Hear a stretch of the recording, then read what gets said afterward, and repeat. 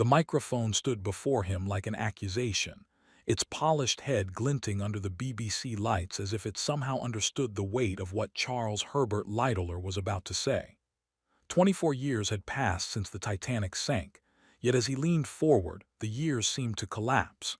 His voice, steady and unmistakably naval, carried the calm of a man who had survived not just disaster, but the decades of retelling that followed. Still, there was something different tonight. Perhaps it was the quiet of the studio, or the absolute stillness of the engineers behind the glass, but Lightoller felt the memory rise sharply, as raw, as clear, as cold as the night itself. "The sea was like polished steel," he began, and instantly the room changed. The BBC studio dissolved in imagination into that April evening of 1912, when the Titanic cut cleanly through the Atlantic. Lightoller described the watch that ended minutes before the fatal collision, how he'd looked over the rails at a perfectly calm ocean, an eerie calm broken only by the throb of the engines and the whisper of the ship's immense bulk sliding forward toward New York. But beneath his composed delivery, one could hear the unspoken tension. He had been the most senior officer to survive, the man who had loaded the boats on the port side, the one who had watched the rules of women and children first harden into women and children only as the crisis deepened. He didn't dramatize, he simply explained, and somehow that made it more unsettling. He told listeners how Captain Smith, moments after the collision, appeared composed but deeply troubled, a man suddenly carrying the weight of 2,200 souls. Lightoller recalled walking through the ship as the truth became undeniable. The Titanic was sinking. The watertight doors had held, but the damage was too great. She was settling forward, he said, in a way that left no room for doubt. His voice did not quaver as he relived the scenes. The confusion among the passengers, the first boats lowered half empty, the growing panic as the ship developed a list to port. He described the bitterness of enforcing the strict evacuation rule, knowing he was sending away boats that could have carried more. But discipline had to be maintained, he explained, or there would have been chaos. Then the studio fell utterly silent as Lightoller spoke of the final minutes before he was swept into the freezing water. He recalled the suction as Titanic took her last breath and sank, the sudden explosion of steam, the bodies, the darkness, and above all the cold. A cold, he said, that hits like a blow and then slowly tightens into a grip that wants to take everything from you. He paused, letting the silence settle. And in that moment, the listeners of 1936, just like you now, could hear not just the facts of the tragedy, but the memory of a man who had lived it, carried it, and in some ways never left that night behind. Lightoller continued his account with the same measured steadiness, as though each memory had to be lifted carefully, handled with precision, and set down again without embellishment. After describing the plunge into the Atlantic, he moved to the moments immediately after, moments he admitted were the closest he had ever come to death. The water, he said, was not merely cold. It was something living, something that seized you. He spoke of struggling to keep his limbs moving, pushing himself away from debris and bodies in the water. He recalled how the sinking ship's boilers burst upwards in a roar that echoed across the surface. The blast threw him clear, a stroke of luck he never romanticized. Fate, he said softly, nothing more. As he drifted in the dark, he explained how he fought to stay oriented, listening, always listening for any sign of a boat. It wasn't heroism, he insisted. It was instinct. He clung to an overturned collapsible boat, Collapsible B, the same raft that carried many men, including Colonel Gracie and other survivors who would later recount its peril. Lightoller described the fragile balance of the men packed atop it, the way every shift threatened to capsize them all. "We stood," he said, ankle-deep in the Atlantic, balancing like circus performers on a raft that barely floated. For hours, the group endured the cold, the darkness, and the terrible sound of the dying fading behind them. He didn't linger on the cries. He merely stated with deliberate restraint that those who perished did so quickly, quicker than most imagine, and that the silence afterward was perhaps the worst shock of all. It was as though the ocean had swallowed not just the ship, he said, but every voice that had filled it. As dawn approached, Lightoller's account shifted to the arrival of the Carpathia. He described seeing her lights first, small, distant, almost hesitant on the horizon. To the men on the Collapsible, it felt like an apparition. "I dared not assume she was coming for us," he admitted. Even then, he was focused on staying upright, staying alive, guiding the others with the minimal authority he still held. When rescue finally came, he described the mixture of physical collapse and emotional restraint. Many wept openly. Others fell into quiet shock. Lightoller said he felt only numbness, not relief, not grief, just the absence of sensation. Once aboard the Carpathia, he slipped instinctively into duty, helping the crew organize survivors, identify those needing immediate care, and maintain some semblance of order. He recalled the faces of those searching for loved ones who never appeared. He handled these memories carefully, speaking with a respect that felt almost like reverence. The Carpathia's decks, he said, became a place of hushed waiting. By the time they reached New York, Lightoller found himself worn thin, yet still fulfilling the responsibilities he believed were expected of an officer of His Majesty's Navy. At this point in the BBC studio, he briefly lifted his gaze, as if acknowledging that some experiences cannot be fully rendered in words. But he continued, because his story was not yet finished. There had been inquiries, accusations, and debates, each demanding the composure he had practiced for his entire career. And through all of it, he had remained steadfast in defending Captain Smith and the crew. With that, Lightoller prepared to move into the aftermath, what the Titanic had left him with, and what it had taken. From the quiet of the BBC studio, Lightoller shifted the story forward into the days that followed the rescue. He spoke with a reserved clarity, as though recounting a duty report rather than an event that had reshaped his life. The inquiries, first in America, then in Britain, had begun almost immediately. Lightoller explained how he had boarded the Carpathia as an officer of the Titanic, but disembarked in New York as both a survivor and a witness whose every word would be dissected. He recalled the chaos of the American Senate inquiry, held in an atmosphere that he described as part courtroom, part theater. There were spectators, reporters, and officials who had arrived with preconceived notions about blame. Lightoller did not speak with bitterness, only with a sense of the exhausting duty to provide exact details to those who had not seen the ship, nor the sea, nor the night. They wanted certainty, he said, and the Atlantic does not always give that.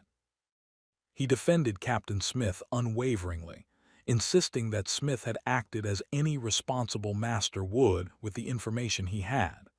Lightoller acknowledged the criticisms of speed and the failure to slow despite the ice warnings, but he stressed that such decisions were consistent with standard practice of the era.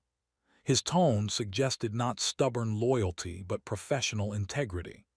"We cannot judge the past with knowledge gained only afterward," he stated quietly. When he moved to the British inquiry, his description became even more restrained. These sessions were more formal, less chaotic, but no easier.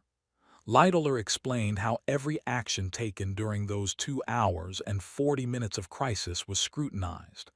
The lowering of boats, the handling of crowds, the enforcement of evacuation procedures. He often found himself repeating the same explanations: the angle of the ship's list, the differences between port and starboard conditions, the limited staff available to man the davits. "One does not rehearse a disaster," he said. "One responds."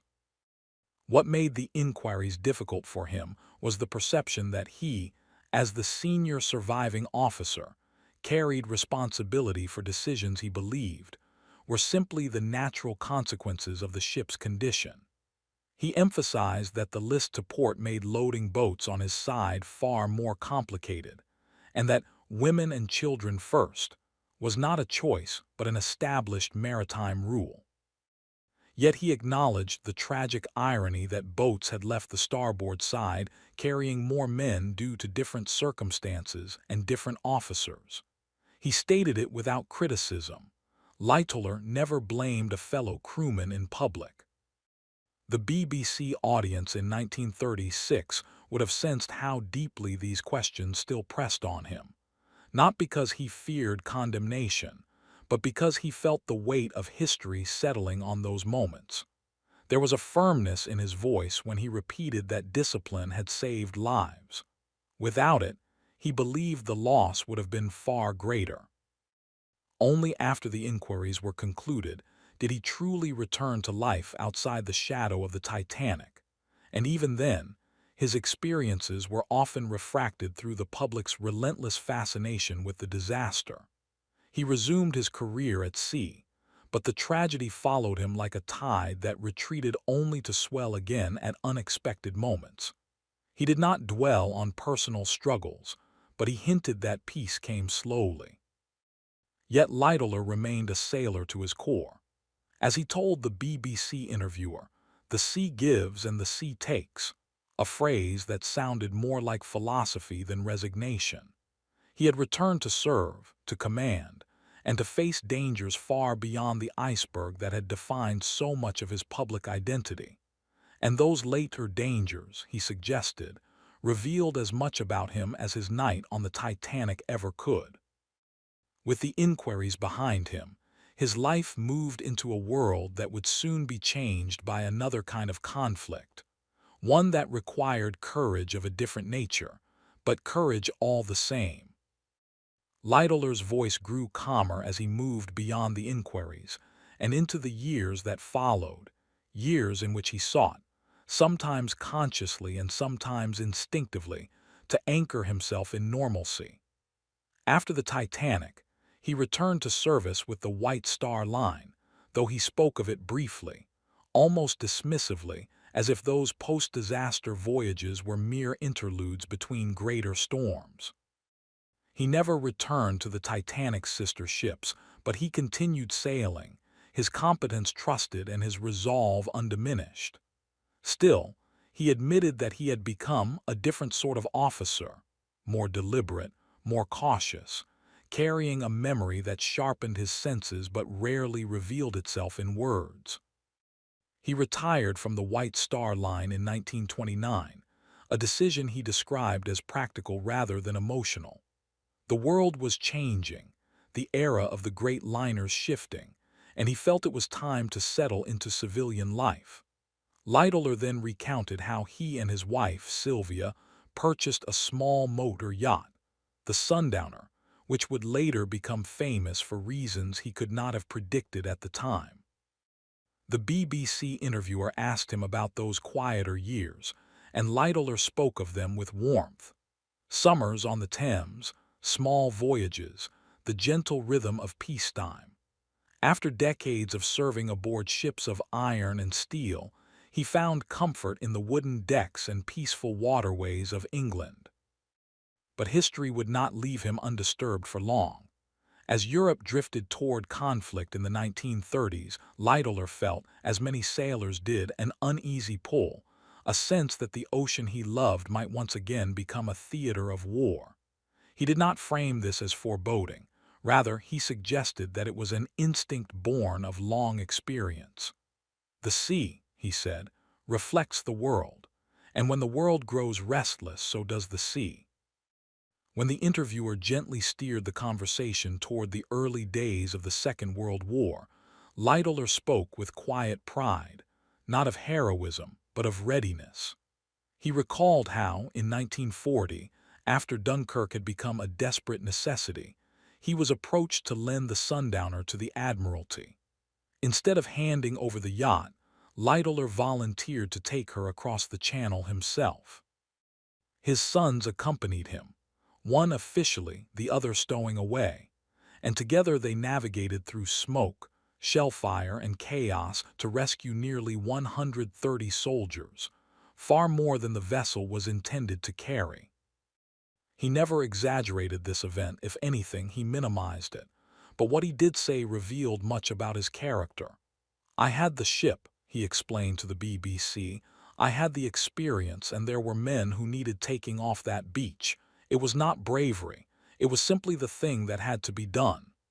That comment hung in the studio air for a moment. To him, duty was never dramatic, it was expected. Yet despite his modesty, Lightoller acknowledged that the voyage to Dunkirk had stirred memories far older. He recognized the same smoke-filled air, the same cries of men facing death, the same frantic coordination across waters that hid both danger and salvation. "I have seen disaster at sea before," he said quietly, "but this time I had the power to take men away from it, not merely watch it unfold." He did not dwell on sentiment, but his words carried an unmistakable depth. The Titanic had marked him. Dunkirk, in its own way, had allowed him to reclaim something. Rescue rather than loss, life preserved rather than life taken by the cold, indifferent Atlantic. By the time Lightoller concluded this part of his story, the BBC studio seemed to sense the arc of his journey. From catastrophe and inquiry, through peacetime reflection, into the crucible of war once more. And at the heart of it all was a man who continually stepped forward when circumstances demanded it, never for recognition, always for duty. With a steady breath, he began to move toward the final reflections that would bring his account full circle. As the interview drew toward its close, the BBC studio seemed to settle into a reflective stillness. Lightoller rested his hands lightly on the table, as if feeling the grain of the wood beneath his fingertips grounded him in the present while his voice traced lines across decades. The interviewer invited him to offer any final thoughts on the Titanic, on the sea, or on the long journey that had brought him from 1912 to this quiet room in 1936. Lightoller took a moment before answering. He began by saying that the Titanic had never been, in his mind, a single event. It had been a sequence of decisions, of moments, of human reactions under extraordinary pressure.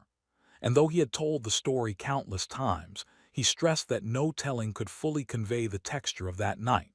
The cold that gnawed through wool and steel, the eerie calm of the sea, the strange mixture of discipline and disbelief among passengers and crew. "People imagine panic," he said softly, "but panic was rare. What I remember most was the silence, the unnatural quiet of a ship dying with thousands still aboard." He spoke, too, of the people he had known, officers whose lives ended on the bridge, stewards who died helping passengers into boats, engineers who stayed below to keep the lights burning as long as possible. Lightoller's voice remained composed, but there was a weight behind it that revealed the years had not dulled those memories. "Their stories," he said, "are the part I feel responsible to preserve." When asked whether he believed the tragedy could have been avoided, he answered with a seaman's pragmatism. Hindsight, he reminded the audience, was a luxury denied to those on the bridge that night. The regulations of the era, the handling of ice warnings, the limitations of ship design, these were matters that had been addressed only after the disaster, not before.